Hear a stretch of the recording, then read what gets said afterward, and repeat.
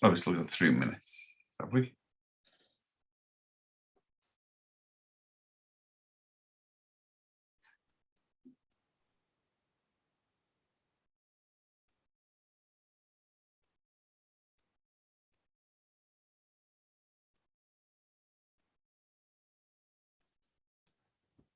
Yeah, we'll start in about 30 seconds or so, Ian. So, okay, let the people roll.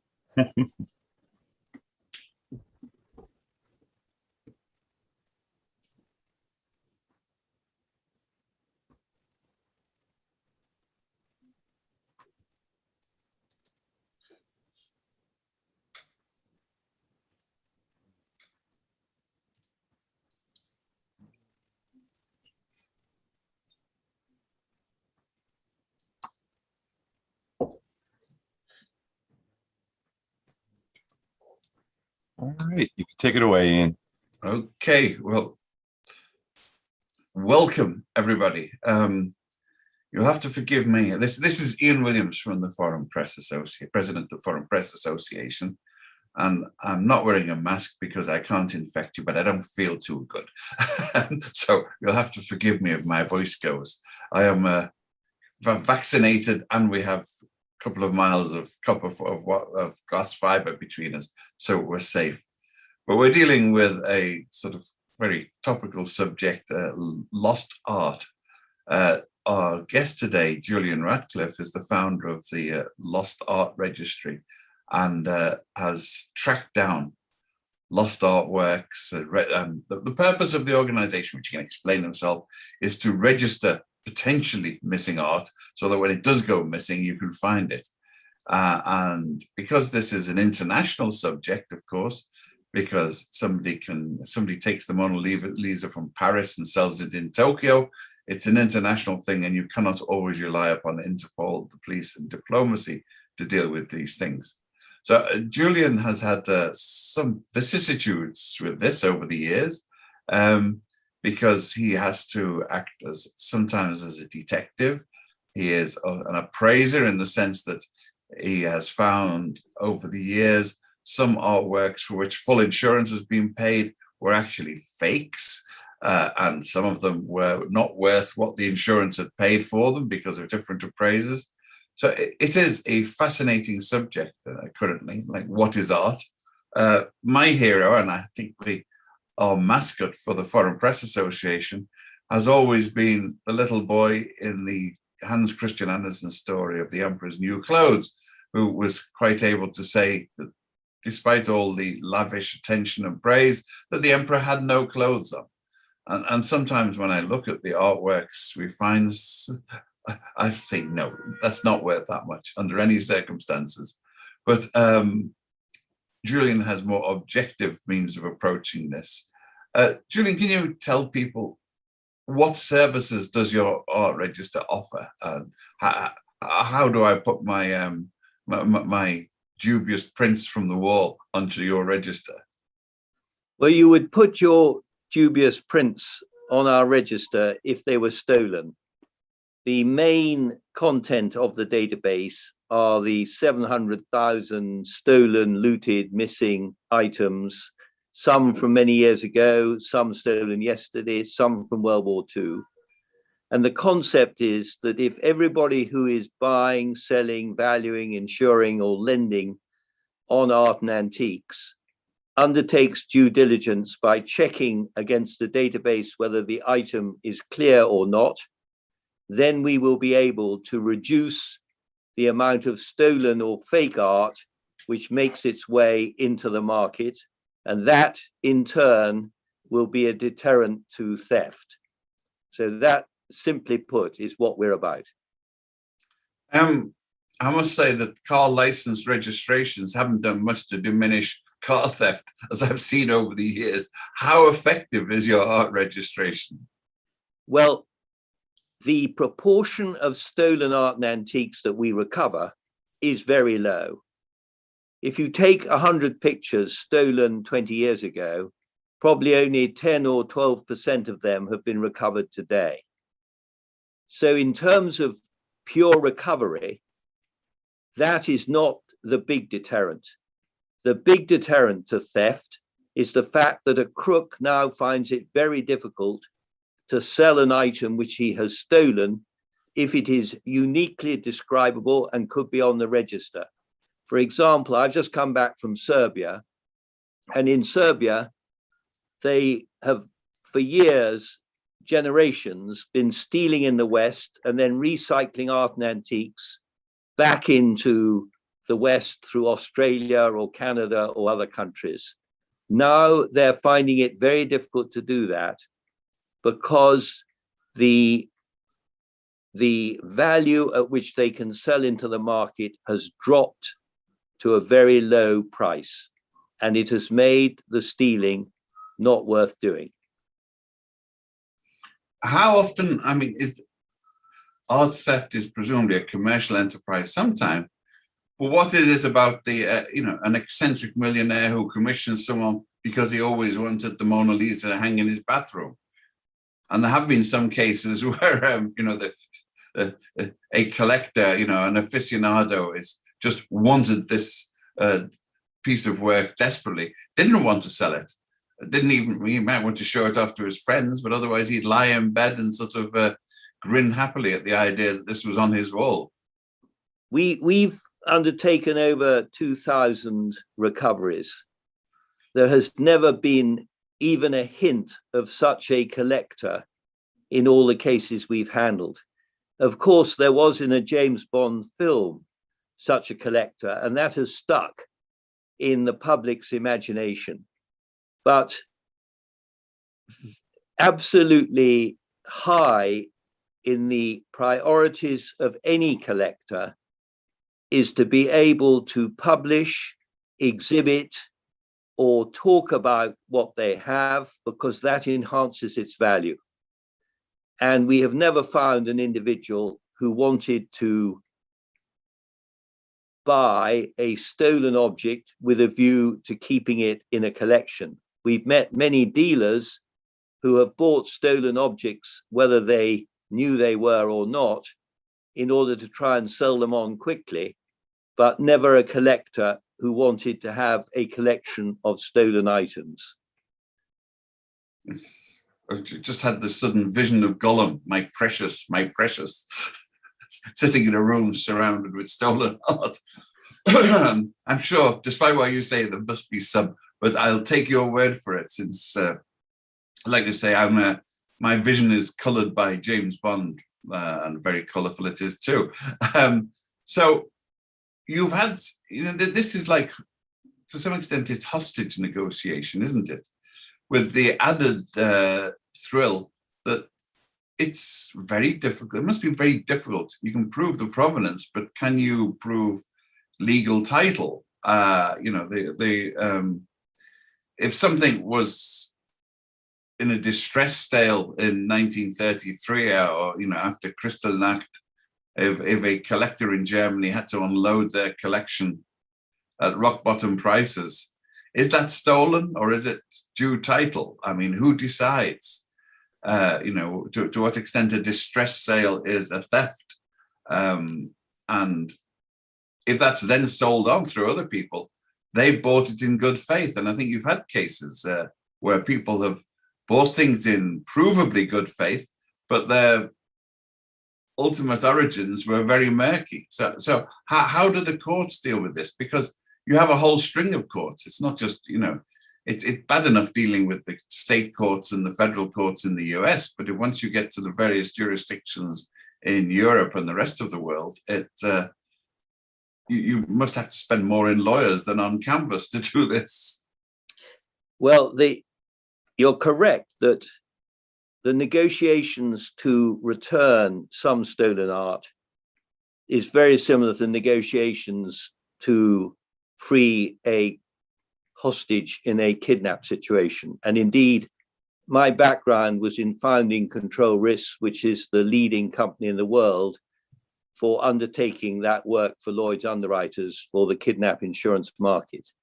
And one of the reasons I was approached by Sotheby's to set up this company was because they knew I had a background of working with the police, the intelligence services, and multinational corporations to deal with these tricky issues of the release of hostages and the financial, moral, political, and other issues that entailed.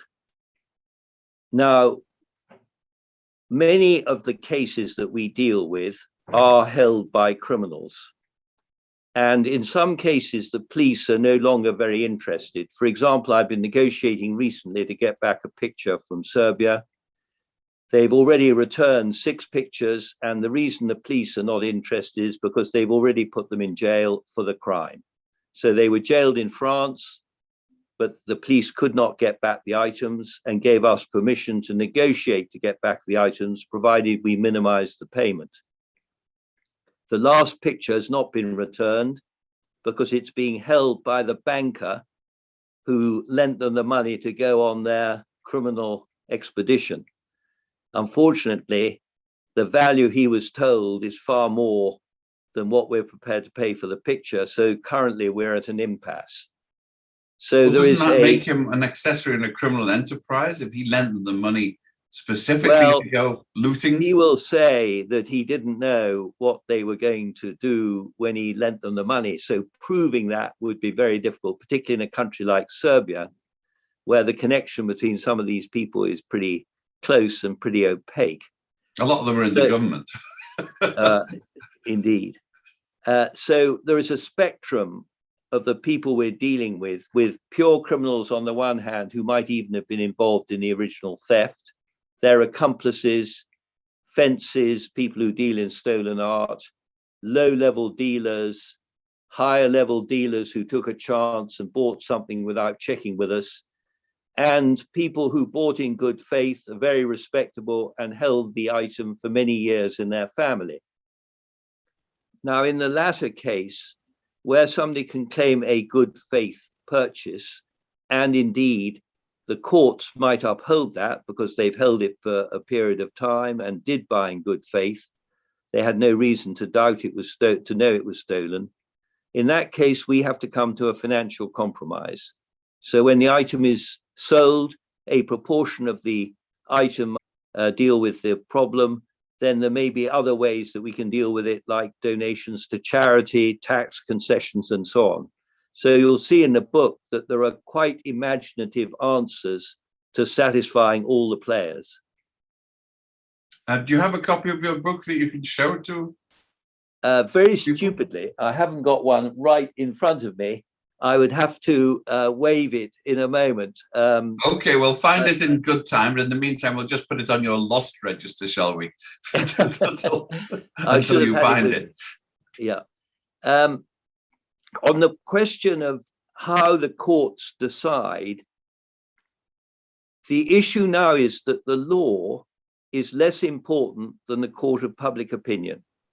So if you take the items that were stolen from the Jews in the 1930s in Germany, even if somebody has bought an item in good faith, and any court in virtually any country would confirm that they are the legal owner, the problem is that that individual may not be able to sell that item at all once it's known what the provenance was, that it was a Jewish family who would like to get it back. And so a financial deal needs to be done, which is really reflecting the moral position, not the legal position. And that has caused some consternation in the legal world, but the lawyers, putting aside their pure legal intruding morality into the law, this is dangerous stuff. Yeah, exactly. The lawyers, putting aside their pure legal arguments, have become quite interested in helping negotiate an answer, even if it's on a moral rather than a legal basis. And we have extra complications, of course, because they're probably favorable victims. If the children of a Gauleiter came to you and said, that picture was taken from our Schloss by the Red Army, where does that put you in the court of public opinion? Well, in the late 1940s, in those cases, if one was negotiating with those individuals, you pay nothing. You just say, you cannot sell this item, you will have to surrender it.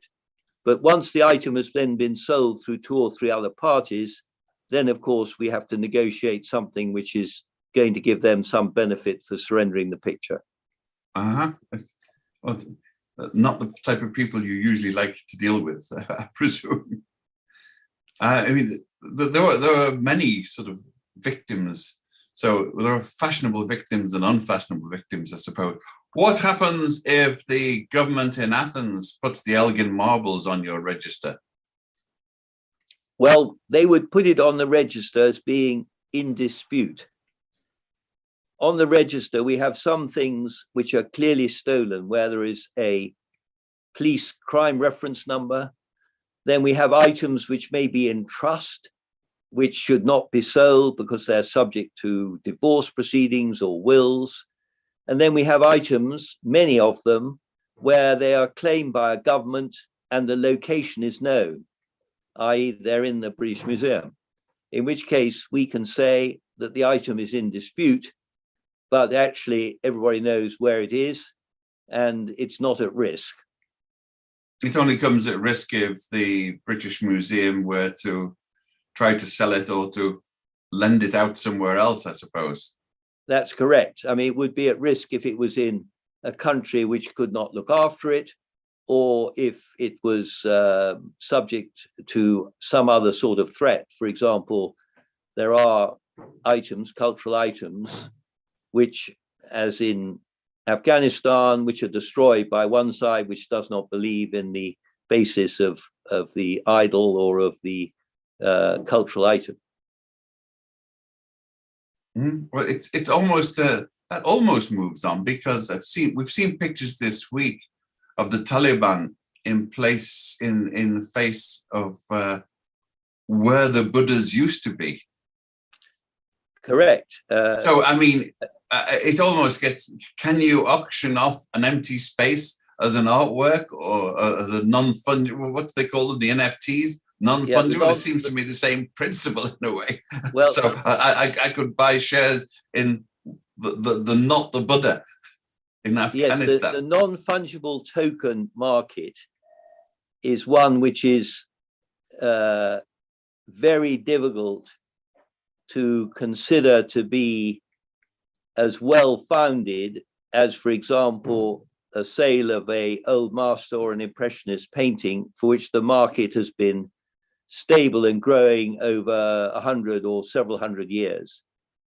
However attractive from a technical point of view, the provenance and the security is of the item, of the electronic piece of art which is stored on the cloud.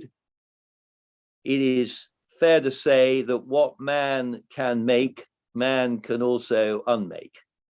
And we know that it may be possible for people to pass off items as being registered with an NFT, which could be actually fake. And only extraordinarily good research would be able to protect an innocent buyer from that. But we're very seriously into the Emperor's New Clothes business there. Any idiot who wants to pay money for an NFT deserves whatever gets taken off them, is my humble opinion.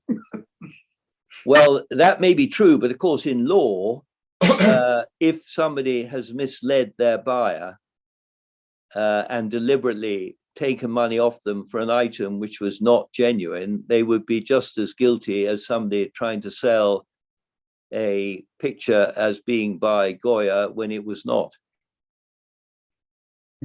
Which comes on to, I mean, part of your work is appraisal, and a lot of artworks, people see them and they say, oh, you know, that's a nice picture, we'll do it. And then somebody goes and looks and discovers, wow, the signature or the style indicates this was by, you know, well, the recent Leonardo da Vinci, which by all accounts was considered a totally mediocre piece of work until somebody floated the idea that it might well be by Leonardo da Vinci by all sorts of means. I mean, this is Is this a serious problem, or is it a sort of artistic Ponzi scheme that's going on? Well, there is a distinction between a picture where there is academic and maybe forensic debate about whether it's by a particular artist. That is always going to be a major issue in the art trade, particularly with old masters and antiquities, where the history is not well written out as it might be with an impressionist picture, where the provenance is much clearer. But what we are recording is when an item is offered for sale, the experts look at it and say it is not what somebody is proposing to try and sell it as, and they cannot destroy it or mark it except in France, where by law certain organizations can do that. What they do is they say to the person who's trying to sell it, this is not by the artist you claim, you shouldn't sell it, but it goes back to that individual who will then in 10 or 15 years' time give it to somebody else and they'll try again. So we record items which are believed to be fake on good authority in order to prevent them being offered again without that information being available. That doesn't mean to say we are definitely saying it is or isn't a fake. We're just saying if this item is offered to you, brackets, particularly by a man in a red hat who was trying to offer it 10 years ago, then be very careful and you might want to talk to the following people.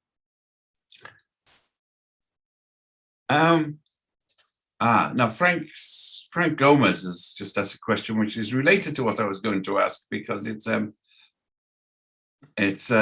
non-Western, non-traditional art related. Frank says, unlike so-called fine art, American Indian and indigenous arts is often not catalogued and recorded, etc., is often found in burial grounds and other non-institutional settings.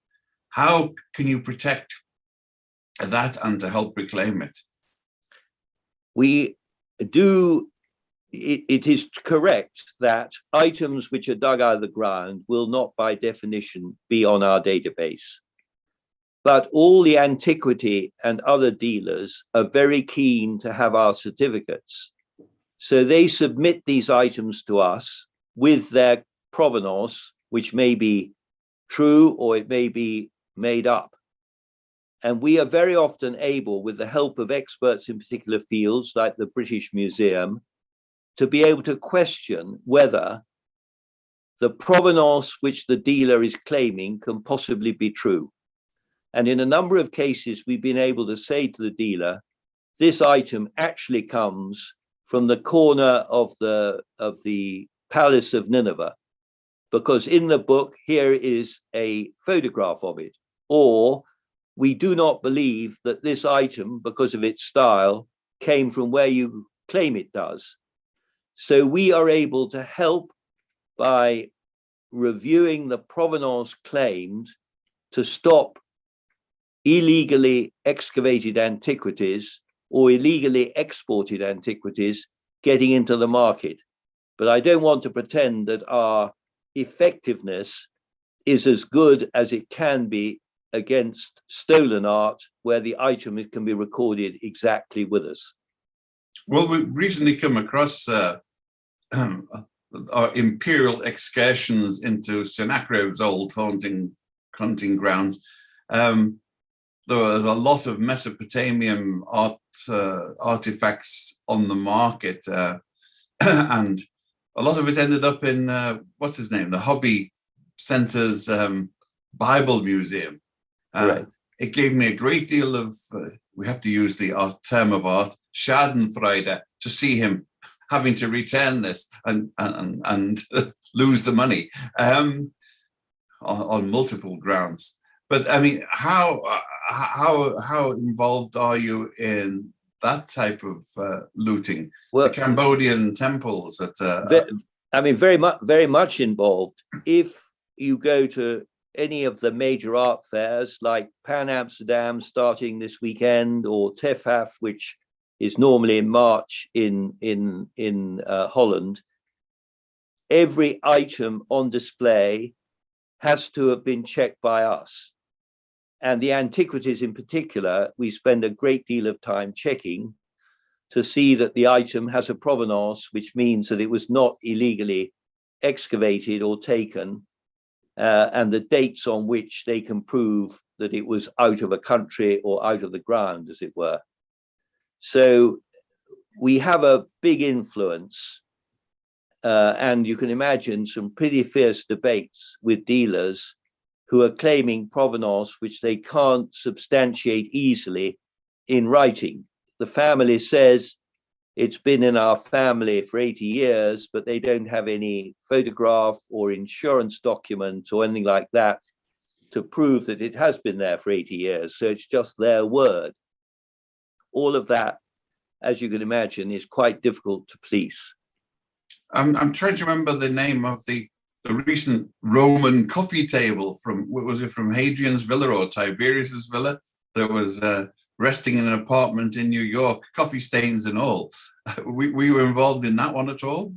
Well, we're involved in virtually all of them, to the extent that we record that the item is in dispute or under review and then may be returned, even if it was not originally registered with us. Because in 50 years' time, somebody may say, when they see that being exhibited, oh, I thought this was stolen. What's the history? And we can then look at our records and say, it was restituted out of New York 40 years ago, and therefore there's no problem connected with it. It's very important to have the complete history. And we are recovering items sometimes, and there's a chapter in the book on this. The manuscripts of the experiments of gravity and the drop of an apple and so on, Sir Isaac Newton, those manuscripts were stolen from the Royal Society in 1680, and they turned up in 2000, and we got them back for the Royal Society. So it's very important that the history of these items is kept on a database. And whose toilet wall have they been on for 300 years? Well, the man who stole the minutes of the Royal Society and those experiments was Professor Hooke, who was, as it were, the lab assistant in the Royal Society, and they descended in his family, and his family didn't even know what they were. And there's a very famous case because Professor Hooke felt that Sir Isaac Newton had not given him due credit for the work he'd done supporting him. And he wrote a letter to Sir Isaac Newton saying so. And Hooke was actually a hunchback and a very small man. And in a very rather unpleasant way, Sir Isaac Newton wrote and said, if I've achieved anything, it is because I stood on the shoulders of giants. So it was a direct and unpleasant knifing of Hooke. So perhaps not surprising that he stole the minutes. It's with 300 years is a long time to prove provenance, though, isn't it? It is, but of course, the value of an item, if you can prove the provenance over 300 years, enhances the appeal of the item. When you talk to an auction house now, they very often talk about the story that they want to be able to tell about an item they're selling. And therefore, its ownership, its location, what it meant within the context of particular times or families or whatever is very important. I thought there's no statute of limitations, though, because if something's been in your family for 300 years, don't you get some type of squatter's rights on it? Well, the point is that there is a statute of limitations. It may only be 7 years. But let's take an example where in a museum, there are 10 portraits of the 1st to the 10th Duke of Rochester. And let's say number 3 is stolen. So the third Duke's gone missing. If somebody is trying to sell the third Duke, even though they have title to it because they bought it in good faith, and the museum says we want it back on the museum, nobody's going to buy it, because the moral argument for it going back to the museum is so strong. And that is becoming more important in many cases than the strict interpretation of the law. I'm not very popular with the lawyers, as you can imagine, because this has reduced their scope.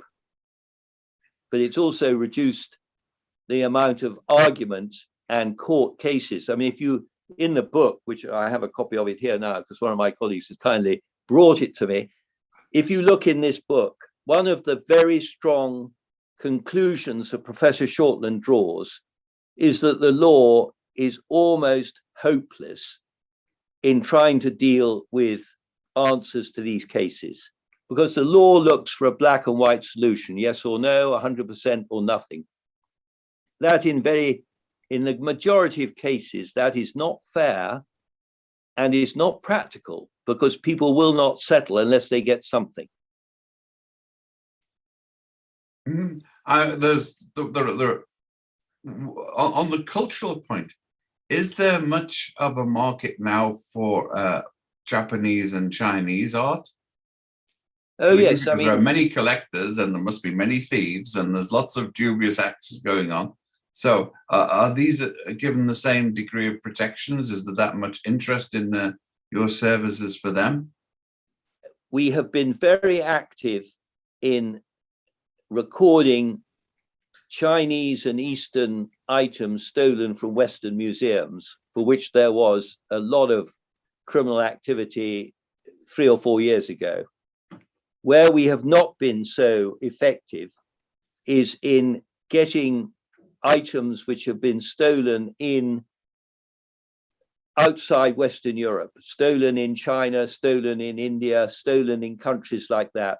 To get those items on the database requires us to be much more active in those countries, do much more liaison with the police and so on. And that is quite difficult for us to establish at this time. We'll eventually get there, but we have a long way to go. You really think so? I mean, the commissars who have been looting artworks for their private collections in China are going to hand them over because this is really interesting.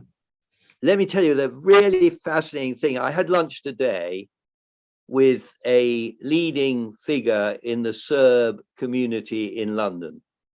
Now, we've been working in Serbia to get items stolen from Western Europe out of Serbia, because traditionally, when it was Yugoslavia, people from those Yugoslav states were encouraged to go and steal in the West, provided they didn't upset anybody in Eastern Europe.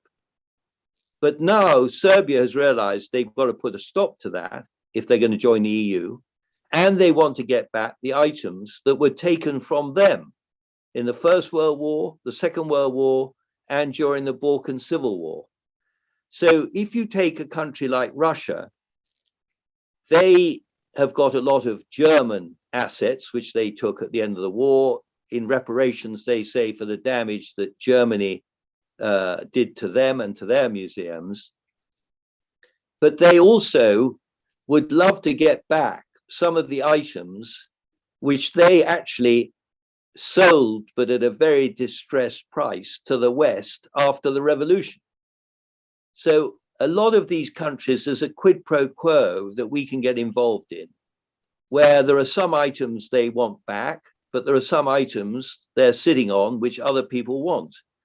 And you don't necessarily have to surrender ownership, because in a number of these cases we're negotiating that the ownership stays where it is or goes into a trust, but people share the proceeds from publications and exhibitions. And that may be a fruitful way to get an agreement on some of these cultural items which are disputed between nations. You mentioned 1917, I reviewed a book a few years ago. The Bolsheviks almost financed their early years as the Soviet Union with the proceeds of all of the bank vaults that they emptied. That They is declared correct. it all public property and took it. So what's the position if some of those families can prove the provenance that the Fabergé egg that was there was the one that, Well, grandmother Babushka deposited in the bank vault in 1917? Right. Well, there's a very interesting issue. In international law, a citizen of Russia has no case against the Russian state if the Russian state confiscated what he had. If he was an American or French or whatever citizen, then he does have a case against the Russian state. So technically and legally, the families, and remember that the two families, Shukin and Morozov, had built up in Moscow prior to the First World War the greatest collections of Impressionist paintings ever put together. Those were kept in Soviet Russia because they weren't worth anything. And Soviet Russia sold to the National Museum in Washington most of their old masters, or many of their old masters. So ironically, the Russians now possess the most amazing collection of Impressionist paintings, which have recently been on display at the Louis Vuitton Museum in Paris. They have this fantastic collection of Impressionist paintings, which were considered worthless in the 1930s. Well, the cycle moves around. I mean, I understand there's now a sort of thriving market in socialist realism. I mean, that's right. I mean, of course, these markets go up and down. And although the very best will always command a good price, the middle market has really suffered in the last 20 years with people only wanting to buy the very best. And so much of the very best was in museums that the price of the very best has become extraordinarily high compared to anything which was second best. But of course, there are people who can buy artists, second best artists, but they're better works, and demonstrate by study and exhibition and education that those works are as good as some of the best works. So the dealers are very clever, and the auction houses are very clever at working out how to make items which were not considered that valuable more valuable in today's world. Women artists' output being a classic example of that now. What about, I mean, we mentioned earlier the pseudo Leonardo, which is fairly shoddy, the light of the world, which, you know, did not sort of stir my organs in any great way. Is that a scam, or is that something that's been concocted to inflate the value of a fairly worthless canvas? It's certainly not a scam, because all the examination of that picture, its whole history, the names of the owners over the last few years, is all highly public. The forensic details have been made public, and people can come to different conclusions faced with the same evidence. And that will always be the case with old masters in particular. And it leads to the dealers being able to find items which have been misattributed or difference of opinion. And those are the sleepers that make the market so interesting, where people find in a car boot sale or a minor auction around the world a picture which is not realized to be the work of a great artist, or, as I said earlier, they develop a certain type of artist or certain type of work and make it more valuable because of its relevance either then or now in a changed environment. I suppose it is caveat emptor. Well, that's a really interesting point, because I come from the insurance industry. In the insurance industry, the basis of the contract of insurance is ubermae fide. the utmost good faith. And the reason for that is because the person insuring his ship or his picture often knows more about it than the underwriter, the insurer, will ever know. He has to declare all of that, whether it is helpful to getting a low premium or not. If he does not declare all material facts, the insurance is invalid. I am trying to persuade Sotheby's, Christie's, and the rest of the art market that they should give up relying on buyer beware, caveat emptor, and start positioning themselves with full transparency, i.e. declaring anything in the condition report, the provenance, or in attribution, which is relevant to a buyer making a decision. And one of the reasons I advocate that so strongly is because I believe that if the art trade could improve its image in the wider world, there would be more collectors, and it would be financially in the interests of the market to do so. One of the groups of people who are missing out here is, how should you say, the artists. As we know, there's always this conundrum that, you know, there's Van Gogh dies in poverty, missing an ear. And, you know, his work could have almost bought him eternal life if it had been put into the right laboratories. And, you know, hasn't there been any move to sort of, how should you say, produce future artists by taxing the sales and getting a scholarship fund? Like in Britain, the authors licensing committee collects revenues from libraries which are distributed to writers. What's wrong with Sotheby's and Bonhams and the others putting into a fund for budding artists so they don't have to, they can get something back before they starve in their garrets? Yeah, there is a scheme which was started in the EU and is now, despite the UK leaving the EU, is still law in this country, whereby the secondary sale of artists who are still alive or within 70 years of their death, there will be money going to their estate or to the artist from the secondary sale. Unfortunately, this produces not very much money for most artists and a huge amount of money for the Picasso Foundation. And therefore, everybody said that this is not a very effective way of trying to help budding artists or their families. And although the art trade would not like this or welcome it, probably the only way to do that would be to put a levy on the whole of the secondary market and use some of that levy for encouraging new artists. But we have to recognize that there are far more people wanting to be artists than there are wanting to undertake probably any other productive business in the world. No, writers. There are far many more aspirant writers than there are artists. There are a few struggling. Anybody can write, but you know, it takes skill to pick up a paintbrush.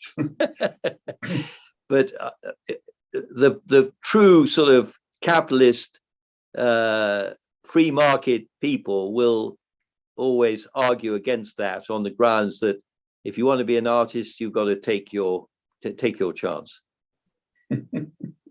Well, yes, the free market people are the ones who introduced the non-fungible tokens, I suppose. Yes, you could. Yeah, that is true.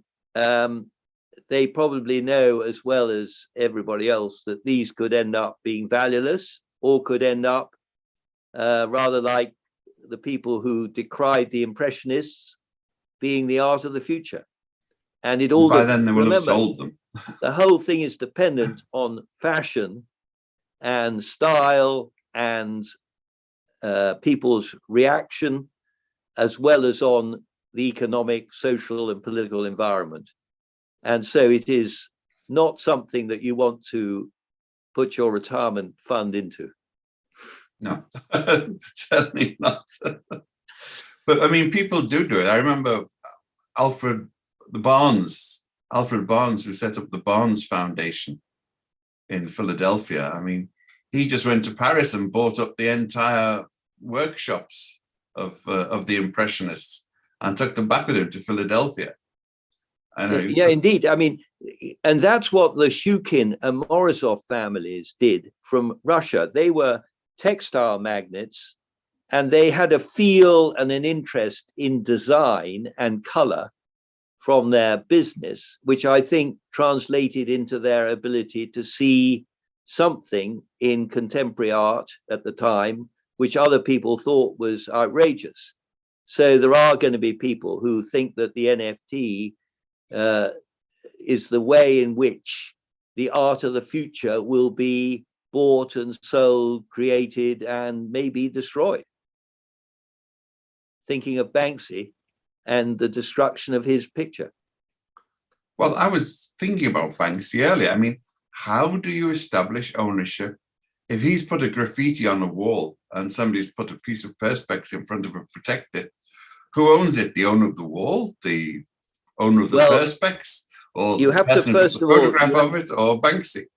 You first of all got to get his rodent operative to agree that it's by Banksy. Once you've got it agreed as being by Banksy, you may then be in a position to say, right, it is owned by the man who's got it on his wall, because he might be in a position of taking the wall and selling it somewhere or doing something like that. But you might find overnight that Banksy had come and changed it.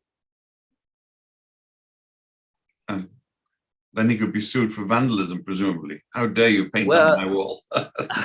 It's a complicated legal position, because if he put paint on the wall and there was no objection at the time, I think it would be difficult for anybody then to object later if he put more paint on. This is more complex than trying to explain the Athanasian Creed to a Buddhist or a Muslim, isn't it?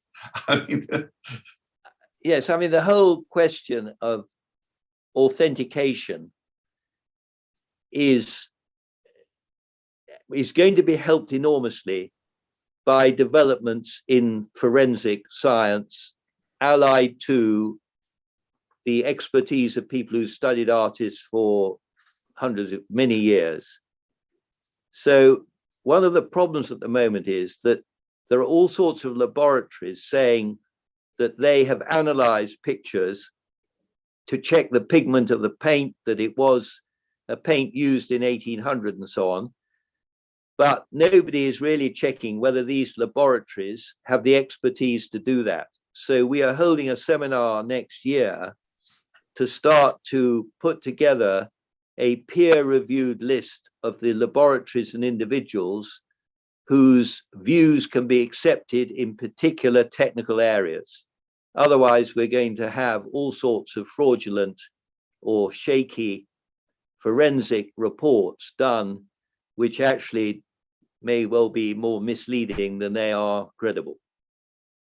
well, that's what I was thinking. You know, it would be a bit like a lawyer. So what do you want it to say? Indeed. When you go for the assay. And remember, the forensics will often prove what it isn't, not what it is, i.e. they rule things out, but it's difficult to rule things in. Yeah, they can say, well, I don't think they had titanium dioxide paint. Correct. In 1400, but Yes. It's very difficult. You can prove a likelihood that the Yes. ingredients were there, but you can't prove a certainty of it.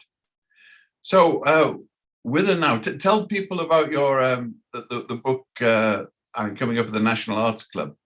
Yes, I mean, the origin of this book was that Professor Shortland, who is a political economist at King's College London, wrote her first book on my other company, Control Risks, examining the kidnap negotiations and piracy negotiations which that company undertook, and proved what we'd always believed, but if we said it, probably wouldn't be believed by other people, was that the negotiations a private company could undertake were often far more successful than those undertaken by a government against criminals holding individuals. And the reason that the private company could do that was because the private company could say, there is no more money. The family have no more money, the employer has no more money, the neighbors have no more money, and we will not pay any more. It's very difficult for a government to say that, particularly if they're faced by pressure through the media for the release of some young girl, where it's known that the government could, if they paid enough, get the individual released. So it's been very difficult for governments to hold the ring. And it's known that most governments, other than the UK and the USA, have paid even for terrorism against terrorists to release hostages. So in a way, the dam has been breached. But a private company... You've been in the news because you lied to one of your shareholders, Sotheby's, about the provenance of something at one point. I thought it was a legitimate negotiating technique when you're dealing with thieves and bandits, but maybe you want to explain what happened there. Yes, it was a very interesting case because we'd recovered the Cézanne, which was the most important painting stolen, and had signed over 6 other paintings to the crooks to get the Cézanne with the agreement of the FBI and the Swiss police. I then reneged on my deal with the people who held those pictures. We didn't know who they were negotiating through a lawyer. Eventually, it turned out that the people we've been negotiating against, it was the lawyer for the original thief. And we eventually got him in jail for 6 years. But we didn't know that at the time. So we'd signed over these 6 pictures, and they then offered them for sale at Sotheby's. Sotheby's called me and said, can we sell these 6 pictures? Because you signed them over, Julian, to get back the Cézanne. And I said, well, I'll just have to check the file. I had a quick board meeting, and I agreed that we would tell Sotheby's they could sell them in order to get them in the jurisdiction so we could seize them. And when Sotheby's said, hey, that's not very fair, I said, if we had told you that you could not sell those pictures, you would have had to have told the consignor the pictures would have never come in, and you might then have been sued by the owner of the pictures for conversion, which is interfering in the title of a picture by telling somebody not to bring them in when in fact they should be brought in. And Sotheby's accepted that as being in their interests. It's not something I would want to do every day. Yeah. Do they have a plaque to you inside Sotheby's? Not yet. Do they have a wax dummy with needles sticking in it in Sotheby's? I don't know. No, we have to work. We are giving bad news to an auction house or a dealer. We say, look, I'm sorry, this picture can't be sold. We got to sit down and negotiate out the problem. And of course, initially, there can be a lot of pushback, a lot of anger. But now I think the art world understands that if we didn't exist, they would have far more problems, because one thing we do is we go really almost the end of the world to work out a solution to all these title disputes so that the market can keep operating, things can go on being sold. So now I think on the whole, the art market welcome our intervention and know that it's a necessary part of keeping a market well practiced. Well, you know, everyone agrees to the rule of law until it comes out of their pocket. That is partially true. And of course, I've said that even the rule of law in many of these cases does not apply as much as the moral judgment. And that is even more difficult for people to accept. Yes. It's, I think we're getting towards the end. Eric, do you have the announcement? We should say that next Monday at the National Arts Club, Julian is inviting you all to his Artless register with drinks, always. You know, where there's a free press, there's a free drink. It's the law, which I approve of. Followed by a reception, presentation, followed by the reception. Books will be available. So you should actually get there and be there, except some of you will have already signed up for our event at the Knickerbocker Club, where nothing but socialites in the Foreign Press Association.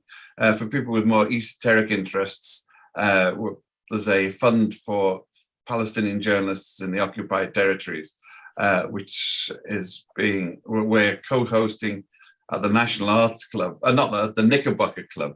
So we're doing the Gentlemen's Clubs of New York. There is Julian's book being brandished in the side, which will be available. So thank you very much for coming. Any of you who aren't members of the FPA should join quickly so you get invitation to our Break Out the Bubble holiday party, a small scale event, but one that we'll welcome because you can actually meet each other without masks, and you don't have to disinfect the subway to get there. So please join the FPA, donate to our foundations, donate to our scholarships, and support Julian's book, and come along. Thank you very much, everybody. Thank you very much, Julian. Thank you. It's been informative. And next time you can bring your old masters and give them out as samples. Thank you, everybody. See you again soon. Bye.